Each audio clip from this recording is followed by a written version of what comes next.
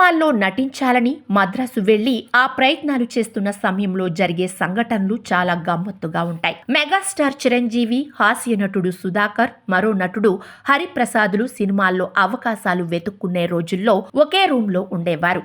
ఆ రోజుల్లో సుధాకర్, చిరంజీవి ఇద్దరు ఫిల్మ్ ఇన్స్టిట్యూట్ లో శిక్షణ పొందుతూ ఉండేవారు. వారి సహ విద్యార్థి అయిన హరిప్రసాద్ యాక్టింగ్ కోర్సు చేస్తూనే సినిమా అవకాశాల కోసం ప్రయత్నిస్తూ ఉండేవారు. అప్పుడు జరిగిన ఒక సరదా సంఘటనను ఈ విధంగా పంచుకున్నారు సుధాకర్ సరదాగా. నేను, చిరంజీవి హరిప్రసాద్ను ఎక్కువగా టీస్ చేస్తూ ఉండేవాళ్లం. అయితే మేము ఏమి చేసినా మమ్మల్ని ఏమి అనకుండా బుద్ధిగా అన్ని భరిస్తూ ఉండేవాడతను. ఇదిలా ఉండగా శివరంజని సినిమాలో హరిప్రసాద్ బుక్ అయ్యాడు. ఆ విషయాన్ని మాతో చెప్పి రేపు మన రూమ్ కు ధవళ సత్యం గారు, మరో అసోసియేట్ డైరెక్టర్ వస్తున్నారు. వాళ్ళు వచ్చినప్పుడు మాత్రం నన్ను టీస్ చేయకండి అని బతిమాలుకున్నాడు. వాళ్ళు మన రూమ్ లో ఉన్నంతసేపు మీరు నా మాట విని నేను ఏది చెప్పినా చేసి నాతో సహకరించి నా పరువు నిలబెట్టండి అని వినయంగా అడిగేసరికి మేము దానికి సరే అని ఒక కండిషన్ పెట్టాం. అదేంటంటే మేము నువ్వు చెప్పిన 3 పనులు మాత్రమే చేస్తాం. ఈ విషయం నువ్వు మర్చిపోయి ఎక్కువ సార్లు ఓవర్ యాక్టింగ్ చేస్తే మాత్రం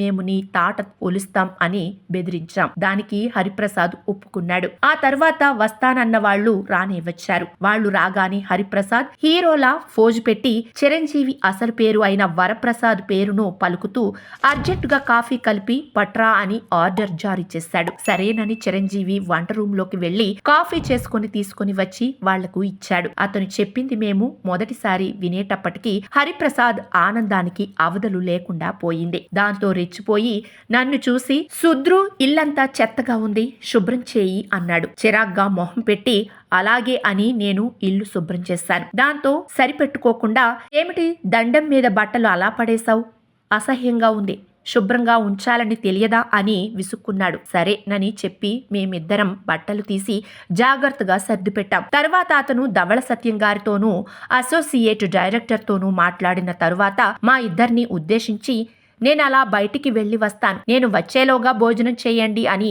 మాకు వంట పురమాయించాడు. అప్పటికే మేం విధించిన షరతుల ప్రకారం అతడికి ఇచ్చిన 3 షరతులు అయిపోయాయి.